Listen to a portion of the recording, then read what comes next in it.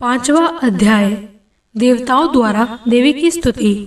महर्षि मेधा ने कहा, पूर्व काल में शुंभ और निशुंभ नामक असुरों ने अपने बल के मद से इंद्र का त्रिलोकी का राज्य और यज्ञों के भाग छीन लिए, और वह दोनों इसी प्रकार सूर्य, चंद्रमा, धर्मराज और वरुण के अधिकार भी छीनकर स्वयं ही उनका उपयोग करने लगे। वायु और अग्नि का कार्य भी वही करने लगे, और इसके पश्चात उन्होंने जिन देवताओं का राज्य छीना था उनको अपने अपने स्थान से निकाल दिया। इस तरह से अधिकार छिने हुए तथा दैत्यों द्वारा निकाले हुए देवता अपराजिता देवी का स्मरण करने लगे कि देवी ने हमको वर दिया है, मैं तुम्हारी संपूर्ण विपत्तियों को नष्ट करके रक्षा करूंगी। ऐसा विचार कर सभी देवता हिमालय पर गए और भगवती विष्णु माया की स्तुति करने लगे। देवताओं ने कहा, देवी को नमस्कार है, शिवा को नमस्कार है, प्रकृति और भद्रा को नमस्कार है। हम लोग रौद्रा, नित्या और गौरी को नमस्कार करते हैं। ज्योत्सनामयी, चंद्र रूपिणी और सुख रूपा देवी को निरंतर नमस्कार है। शरणागतों का कल्याण करने वाली वृद्धि और सिद्धि रूपा देवी को हम बार बार नमस्कार करते हैं। और नेत्रज्ञति, राजाओं की लक्ष्मी तथा सर्वाणी को नमस्कार है। दुर्गा को, दुर्ग स्थलों को पार कराने वाली दुर्गपारा को, सारा, सर्वकारिणी, ख्याति, कृष्ण और धूम्र देवी को सदैव नमस्कार है। अत्यंत सौम्य तथा अत्यंत रौद्र रूपा को हम नमस्कार करते हैं, उन्हें बारंबार प्रणाम है। जगत की आधार भूतकृति देवी को बार बार नमस्कार है। जिस देवी को प्राणी मात्र विष्णु माया कहते हैं उनको नमस्कार है, उनको नमस्कार है, उनको नमस्कार है। जो देवी संपूर्ण प्राणियों में चेतना कहलाती है उसको नमस्कार है, उसको नमस्कार है, उसको नमस्कार है। जो देवी संपूर्ण प्राणियों में बुद्धि रूप से स्थित है उसको नमस्कार है, उसको नमस्कार है, उसको नमस्कार है। जो देवी संपूर्ण प्राणियों में निद्रा रूप से विराजमान है उसको नमस्कार है, उसको नमस्कार है, उसको नमस्कार है। जो देवी संपूर्ण प्राणियों में क्षुधा रूप से विराजमान है उसको नमस्कार है, उसको नमस्कार है, उसको नमस्कार है। जो देवी संपूर्ण प्राणियों में छाया रूप से विराजमान है उसको नमस्कार है, उसको नमस्कार है, उसको नमस्कार है। जो देवी संपूर्ण प्राणियों में शक्ति रूप से स्थित है उसको नमस्कार है, उसको नमस्कार है, उसको नमस्कार है।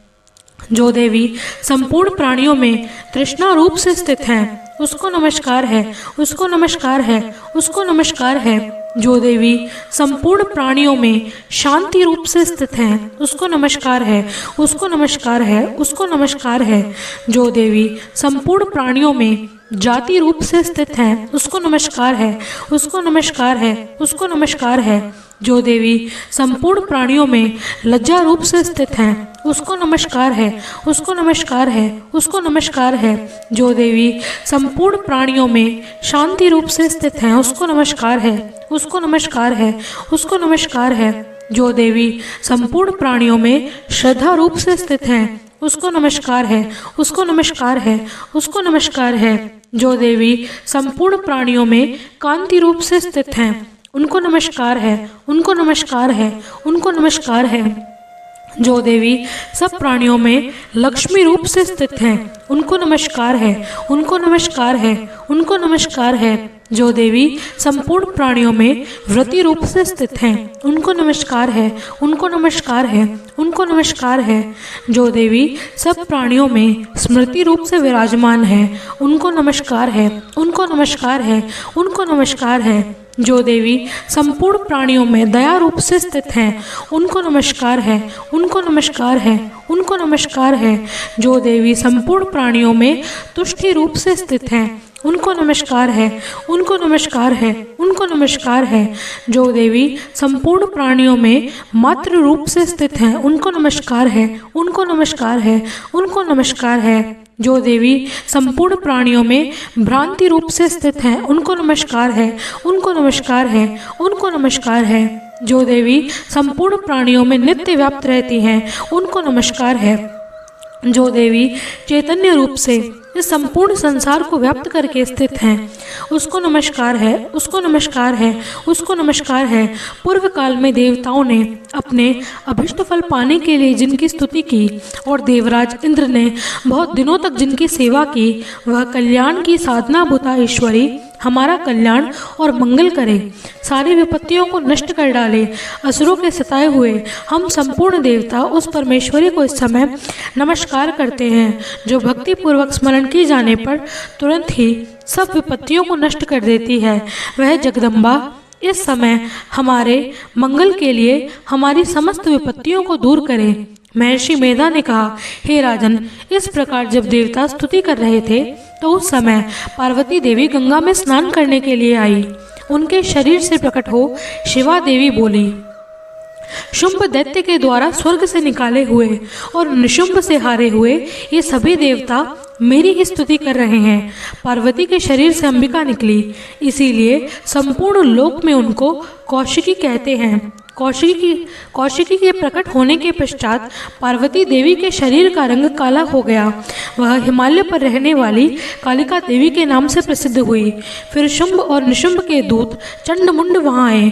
उन्होंने परम मनोहर रूप वाली अंबिका देवी को देखा।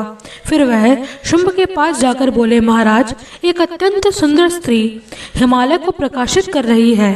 वैसा रंग रूप आज तक हमने किसी में नहीं देखा है। हे असुरेश्वर, आप यह पता लगाएं कि वो कौन है और उसको ग्रहण कर लें। वह स्त्री स्त्रियों में रत्न है। वह अपनी कांति से दसों दिशाओं को प्रकाशित करती हुई वहां स्थित है, इसलिए आपको उसका देखना उचित है। हे प्रभु, तीनों लोकों के हाथी, घोड़े और मणि इत्यादि जितने रत्न हैं, वह इस समय आपके घर में शोभायमान हैं। हाथियों में रत्न रूपी ऐरावत हाथी और उच्च श्रवा नामक घोड़ा तो आप इंद्र से ले आए हैं। हंसों द्वारा जुता हुआ विमान जो कि ब्रह्मा जी के पास था, इस समय वह आपके पास है। यह महापद्म नामक खजाना जो आपने कुबेर से छीना है। समुद्र ने आपको सदा खिले हुए फूलों की किंजलकिनी नामक माला दी है। वरुण का कंचन की वर्षा करने वाला छत्र आपके पास है। रथों में श्रेष्ठ प्रजापति का रथ आपके पास है। हे दैत्येंद्र, मृत्यु से उत्क्रांतिदा नामक शक्ति आपने छीन ली है। वरुण का पाश भी आपके भ्राता निशुंभ के पास है। समुद्र में पैदा होने वाले सब प्रकार के रत्न आपके भ्राता निशुंभ के अधिकार में हैं, जो अग्नि में न जल सके। ऐसे 2 वस्त्र अग्निदेव ने आपको दिए हैं। हे दैत्यराज, इसी प्रकार सारी रत्न रूपी वस्तुएं आप संग्रह कर चुके हैं, तो फिर आप यह कल्याणमय स्त्रियों में रत्न रूपी अनुपम स्त्री को क्यों नहीं ग्रहण करते? महर्षि मेधा बोले, चंडमुंड का यह वचन सुनकर शुंभ ने विचारा कि दैत्य सुग्रीव को अपना दूत बनाकर देवी के पास भेजा जाए।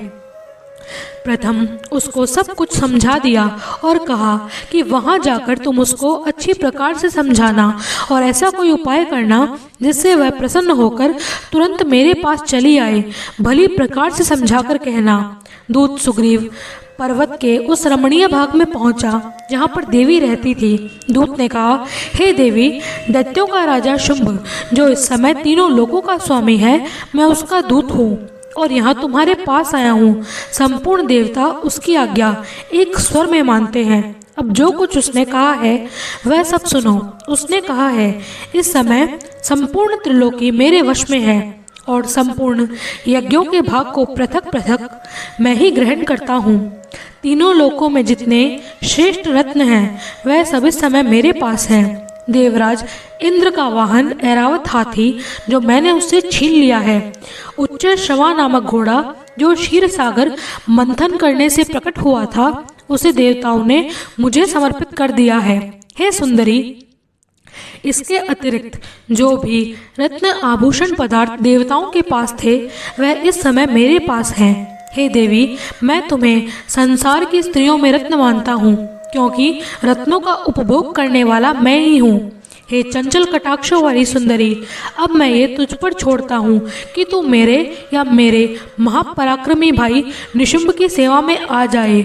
यदि तू मुझे वरेगी तो तुझे अतुल महान ऐश्वर्य की प्राप्ति होगी। अतः तुम अपनी बुद्धि से विचार कर मेरे पास चले आओ। महर्षि मेधा ने कहा, दूत के ऐसा कहने पर संपूर्ण जगत का कल्याण करने वाली भगवती दुर्गा मन ही मन मुस्कुराई और इस प्रकार कहने लगी। देवी ने कहा, हे दूत, तू जो कुछ कह रहा है ये सत्य है, इसमें किंचित मात्र भी झूठ नहीं है। शुंभ इस समय तीनों लोगों का स्वामी है और निशुंभ भी उसी की तरह पराक्रमी है, किंतु इसके संबंध में मैं एक प्रतिज्ञा कर चुकी हूँ, मैं उसे कैसे झुठला सकती हूँ। अतः तुम जो मैंने प्रतिज्ञा की है उसे सुनो। जो मुझे युद्ध में जीत लेगा, मेरे अभिमान को खंडित करेगा और बल में मेरे समान होगा, वही मेरा स्वामी होगा। इसीलिए शुंभ अथवा महापराक्रमी निशुंभ यहाँ आए और युद्ध में जीतकर मुझसे विवाह कर लें। इसमें भला देरी की क्या आवश्यकता है। दूत ने कहा, हे देवी, तुम अभिमान से भरी हुई हो, तुम मेरे सामने ऐसी बातें न करो। इस त्रिलोकी में तो मुझे ऐसा कोई दिखाई ही नहीं देता जो शुंभ और निशुंभ के सामने ठहर सके। हे देवी, जब अन्य देवताओं में से कोई शुंभ और निशुंभ के सामने युद्ध में ठहर नहीं सका, फिर तुम जैसी स्त्री उनके सामने रणभूमि में कैसे ठहरेगी। जिन शुंभ आदि असुरों के सामने इंद्र आदि देवता भी न ठहर सके, फिर तुम अकेली स्त्री उनके सामने कैसे ठहर सकोगी। अतः तुम मेरा कहना मानकर उनके पास चली जाओ, नहीं तो जब वे तुम्हारे केश पकड़कर घसीटते हुए तुम्हें ले जाएंगे तो तुम्हारा गौरव नष्ट हो जाएगा। इसलिए मेरी बात मान लो। देवी ने कहा, तू जो कुछ कह रहा है ठीक है, शुंभ और निशुंभ बड़े बलवान हैं, लेकिन मैं क्या कर सकती हूँ, क्योंकि मैं बिना विचारे प्रतिज्ञा कर चुकी हूँ। इसलिए तुम जाओ और मैंने जो कुछ कहा है वह सब आदर पूर्वक असुरेंद्र से कह दो। इसके पश्चात वह जो उचित समझे करें।